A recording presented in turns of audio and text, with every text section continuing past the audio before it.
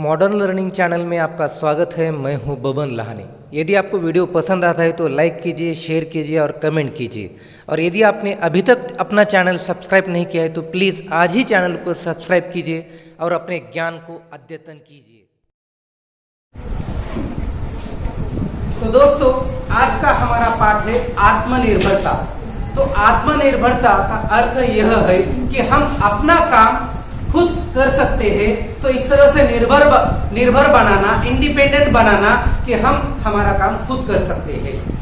अभी आप इतने बड़े हो चुके हैं कि आप आपके काम खुद कर सकते हो। आप अपना खाना खुद खा सकते हो, आपकी बैग की जो पैकिंग करनी है वो आप खुद कर सकते हो, खुद नहा सकते हो। या कोई है ऐसा कि सब कुछ आपके मम्मी पापा आपका काम कर देते हैं? आपको नहलाते हैं, आपको खाना खिलाते हैं, हाथ में उंगली पकड़कर स्कूल पर आकर छोड़ते हैं। ऐसा कोई है क्या अभी अपना? नहीं। मतलब अब इस उम्र में आने तक हम आत्मनिर्भर बने हुए होते हैं, लेकिन सिर्फ अपना काम खुद करना यह आत्मनिर्भरता नहीं है, बल्कि हमें लगने वाली सभी चीजें, सभी बातें, यहाँ तक कि हमारा लगने वाला पूरा खर्चा भी हम जब अपने आप उठा पाते हैं तब उसे हम आत्मनिर्भर कहते हैं। मतलब किसी भी चीज में, किसी भी बात के लिए दूसरों के ऊपर निर्भर नहीं रहना है। तो इसे कहते हैं कि पूरी तरह से आत्मनिर्भर होना। तो आज की हमारी कहानी भी इसी तरह से है कि हम कैसे आत्मनिर्भर बन सकते हैं और हमें कैसे क्या क्या करना होता है। तो इसी बात को लेकर एक आपको प्रेरित करने के लिए, आपको उत्साहित करने के लिए, आपको एक सही दिशा दिखाने के लिए यह कहानी आत्मनिर्भरता हमारे सामने रखी गई है, हमारे अध्ययन के लिए रखी गई है। तो आइए चलिए हम इस कहानी की ओर आगे बढ़ते हैं। तो इस कहानी की शुरुआत इस तरह से है कि एक रमेश नाम का एक 8वीं कक्षा का छात्र है। अर्थात आप अभी 7वीं कक्षा में हैं। तो जब आप 8वीं कक्षा में जाएंगे तब की यह बात है, मतलब वो आपसे 1 साल बड़ा है। ठीक है। तो रमेश 8वीं कक्षा का विद्यार्थी है और उसके पिताजी अब नहीं रहे हैं। उसके पिताजी अब नहीं रहे हैं, मतलब उनकी सिर्फ माताजी है, उनकी मम्मी है। और उनकी माताजी ही पिताजी का काम निभाती है। मतलब जिनके पिता नहीं होते हैं तो मम्मी को ही पूरा पिताजी का काम भी उनको ही करना पड़ता है, पूरी जिम्मेदारी उनको ही निभानी होती है। तो इस तरह से फिर वो पिताजी का भी काम निभाती है, फर्ज निभाती है। तो आर्थिक क्षमता उनकी अच्छी नहीं है, आर्थिक स्थिति उनकी अच्छी नहीं है। इसीलिए उसे बचपन से ही उसकी माँ ने उसको यह सिखाया था कि कैसे हमें स्वयं पूर्ण बनना है, कैसे हमें आत्मनिर्भर बनना है। तो जब वो 5वीं कक्षा में आया था, 1ली से 5वीं कक्षा तक आया था, तो उसे सिखाया था कि कैसे अपनी पढ़ाई खुद की करनी है, किसी के ऊपर निर्भर नहीं रहना है। यही कारण है कि माँ के सिखाने के कारण ही वह 1ली से लेकर 5वीं कक्षा तक प्रथम श्रेणी में, हर साल वह प्रथम श्रेणी में उत्तीर्ण होता है, अर्थात पास होता है। तो 1ली से 5वीं तक वो क्लास में टॉपर आता है, प्रथम श्रेणी में आता है। और यहाँ तक कि जो 5वीं में स्कॉलरशिप की परीक्षा होती है, 5वीं में, तो स्कॉलरशिप परीक्षा में भी वो अव्वल आता है। और यहाँ तक कि उसका खर्चा जो आगे का उसे लगता है, वो खर्चा उसका वो शिष्यवृत्ति से, छात्रवृत्ति जिसे हम कहते हैं, स्कॉलरशिप, तो उसके कारण उसका आगे का खर्चा निकल आता है। जो भी उसे छात्रवृत्ति मिलती है, स्कॉलरशिप मिलती है, उसके कारण उसका खर्चा आगे का निकल जाता है। मतलब ज्यादा, मतलब उसे दूसरे पैसे देने की जरूरत नहीं रहती है। तो इस तरह से 5वीं कक्षा के बाद भी उसे छात्रवृत्ति मिलने के कारण वो और अधिक यानी कि अपनी पढ़ाई कर सकता है। इस तरह से वो 8वीं कक्षा तक आता है। जब वो 8वीं कक्षा में आता है तो उसकी माँ उसे कहती है कि अब तुम्हें और अधिक ध्यान देना होगा और इस बार परीक्षा में अव्वल आकर आपको और अधिक छात्रवृत्ति मिलेगी कि जिससे अपनी आगे की शिक्षा पूरी हो पाएगी। तो इस तरह से माँ उसे कहती है कि वो ठीक है कहता है और माँ के कहने पर वो और अधिक अच्छी पढ़ाई करता है और 8वीं कक्षा में भी छात्रवृत्ति उसे मिल जाती है। स्कॉलरशिप की परीक्षा वह अच्छे अंकों से उत्तीर्ण करता है और उसे और अधिक छात्रवृत्ति उसे मिलने लगती है कि जिसके कारण वो और उसका खर्चा चल जाता है। पूरी किताबें, जो भी कापियां है, नोटबुक है, पेन, पेंसिल जो भी है वो खरीद सकता है। अपनी चीजें, यहाँ तक कि कपड़े भी वो खरीद सकता है। तो ऐसी स्थिति उसकी और अच्छी हो जाती है और वो 8वीं में उत्तीर्ण होने के बाद फिर वो 9वीं कक्षा में चला जाता है। लेकिन उससे पहले ही उसके माँ ने उसे इस तरह से तैयार किया है, उसे काबिल बनाया है, उसे सफल बनाया है कि उससे पूरा काम उसे कभी हिम्मत नहीं हारना, पढ़ना लिखना कभी हिम्मत नहीं हारना। नहीं तो क्या हो जाते हैं, कुछ बच्चे अपनी हिम्मत हारते हैं, कुछ परेशानियां आ जाती है तो वो हिम्मत हारते हैं। आप परीक्षा में यानी कि आपको कोई प्रश्न पत्र आपको कठिन जाता है तो आप हिम्मत हारते हैं और कहते हैं कि यार गणित मेरे समझ की बात नहीं है, बहुत जटिल विषय है। तो इस तरह से आप हिम्मत हारते हैं और फिर ध्यान कम करते हो आप गणित विषय में। तो माँ ने उसे यही सिखाया था कि पढ़ना है लिखना है, कभी हिम्मत हारना नहीं है।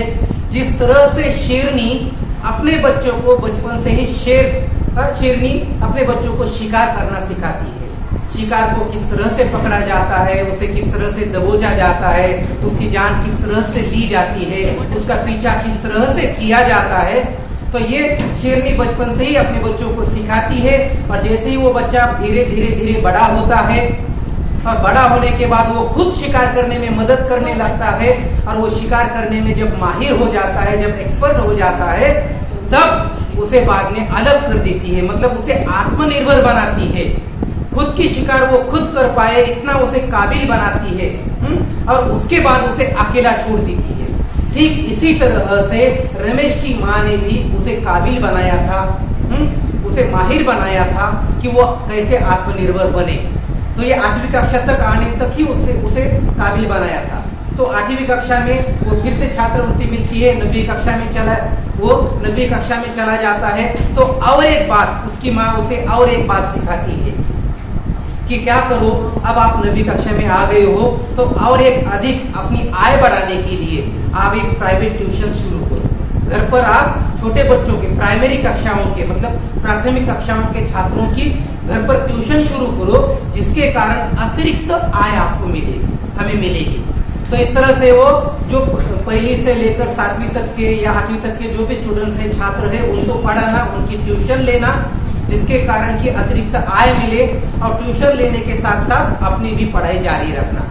तो आपको एक और बात मैं आपको बताता हूँ कि मेरे गुरु ने कहा था कि 100 पढ़ा और 1 लिखा बराबर होता है, और बाद में 100 लिखा और 1 बार पढ़ाना बराबर होता है। तो इस तरह से और सब आप 100 बार पढ़ेंगे, लेकिन पढ़ने के बाद आपने क्या पढ़ा है ये आप एक बार लिख कर रखेंगे तो 100 बार पढ़ने की बराबरी करता है।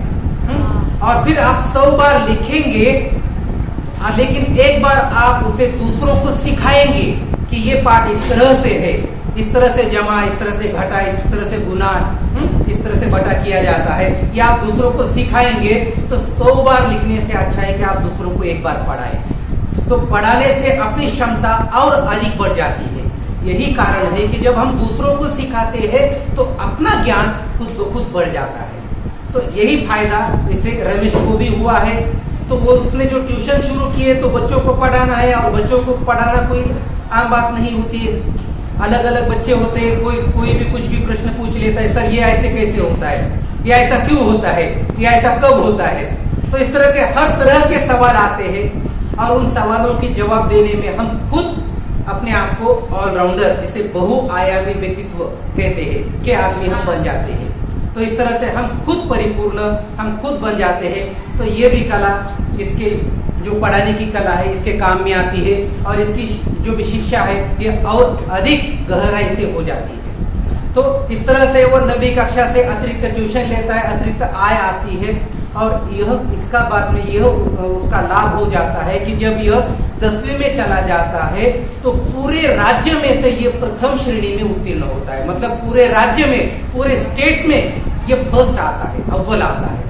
और इसके कारण इसके जो शिक्षा मंत्री है, जो शिक्षा सचिव है, जो स्कूल के प्रधानाचार्य है, सब उसकी तारीफ करते हैं, सब इसको पुरस्कृत करते हैं, सम्मानित करते हैं। कुछ संस्थाओं से इसे धनराशि मिलती है, कोई इसे अवार्ड मिलता है, कोई सर्टिफिकेट मिलते हैं, कोई चेक मिल जाते हैं।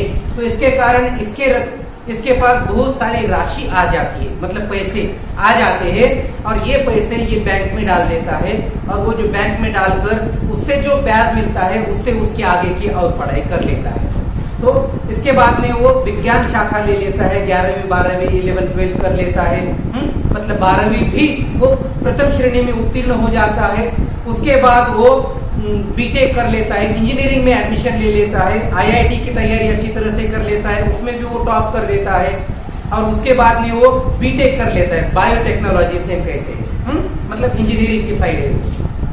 तो इस तरह से वो आगे चलकर वो बीटेक कर लेता है और बीटेक में वो अपनी डिग्री प्राप्त कर लेता है। तो बीटेक में डिग्री प्राप्त कर लेने के बाद वो भी उसमें भी टॉप कर देता है। 4 सालों की डिग्री कोर्स रहता है, ये 4 सालों का डिग्री कोर्स वो टॉप कर लेता है। तो इसके बाद वो आगे की पढ़ाई करने के लिए, मास्टर्स डिग्री एमटेक करने के लिए वो अमेरिका चला जाता है। मतलब इसके पास इतने पैसे आ जाते हैं, स्कॉलरशिप मिल जाती है और दूसरे के बच्चों के ट्यूशन लेने के कारण पैसे आ जाते हैं कि वो स्कॉलरशिप के कारण वो अपनी पढ़ाई पूरी करने के लिए वो अमेरिका चला जाता है। और वहां पर जाकर, अमेरिका में जाकर वो आगे के मास्टर डिग्री एमटेक वो वहां पर पूर्ण कर देता है। और वहां पर भी वो प्रथम श्रेणी में आता है, क्योंकि वो पढ़ाई में हमेशा आगे अव्वल रहा करता था। और जिसे एक बार पढ़ाई में आगे रहने की आदत लग जाती है, एक बार जो उसे हैबिट बन जाती है, तो वो जाती नहीं है। एक बार सफलता जब किसी के, यानी कि वो किसी को छू जाती है, तो वो हर बार वो सफल रहने के लिए भरसक कोशिश करता रहता है। तो इसी का भी, रमेश का भी ऐसा ही था। एक बार सफलता मिलती है तो हम पीछे नहीं हटते हैं। तो यही वो सफल बनने के लिए वो बार बार पढ़ाई करता है और पढ़ाई करता है, दूसरों की ट्यूशन लेता है और खुद की पढ़ाई पूर्ण कर लेता है। तो इस तरह से अमेरिका में जाकर एमटेक पूर्ण कर लेता है वो। इस तरह से इंजीनियरिंग कोर्स उसका कंप्लीट हो जाता है। तो वहीं पर उसे अमेरिका में एक संस्था में एक इंजीनियर का जॉब ऑफर हो जाता है कि हमारे यहाँ पर ही आप, यानी कि यहाँ पर इंजीनियर बनकर काम करो, और अच्छी खासी उसे वहां पर पेमेंट मिल जाती है। लेकिन वो कहता है कि मुझे यहाँ पर रहना नहीं है, मुझे मेरे देश वापिस आना है, भारत वापिस आना है, क्योंकि जहां मैं आगे बढ़ा हूं, इतना बड़ा महान व्यक्ति बना हूं, तो मेरे देश के कारण, और जो मेरी माँ ने मुझे सिखाया है कि कैसे आगे बढ़ना है और कैसे सफल बनना है, तो इसी तरह से मुझे भारत जाना है। और जैसे मैं निर्धन था पहले, मेरे पास कुछ भी नहीं था, तो इसी तरह से जो मेरे तरह भारत में कुछ बच्चे हैं कि जिनके पास पढ़ने के लिए भी पैसे नहीं है, तो उन बच्चों की ट्यूशन लेकर, उनको पढ़ाकर, उनको सिखाकर मेरे जैसा उनको भी आत्मनिर्भर बनाना है। तो ये बात वो सोच लेता है और मेरे देश के बच्चों को ही मैं आत्मनिर्भर बनाऊंगा और मेरे जैसे सफल व्यक्ति बनाऊंगा। तो ये बात वो सोचकर फिर से वो भारत में वापस आता है। और जैसे उसे, यानी कि सफलता मिली थी, वैसे ही सफल व्यक्ति बनाने के लिए, लोगों को सफल बनाने के लिए, छात्रों को सफल बनाने के लिए पूरा जीवन अपना उन बच्चों के लिए वो समर्पित कर देता है। और जैसा वो आत्मनिर्भर बना, वैसे आत्मनिर्भर बच्चों की निर्मित वो कर लेता है और दूसरों को भी आत्मनिर्भर मतलब उसे आत्मनिर्भर बनाने के लिए सिर्फ माँ थी उसके पास, और माँ ने उसे सही राह दिखाई। अब इसके पास ज्ञान है पूरी तरह से, और एक डिग्री है और एक नौकरी भी है, कि वो यहाँ पर इंजीनियर बनकर रह सकता है।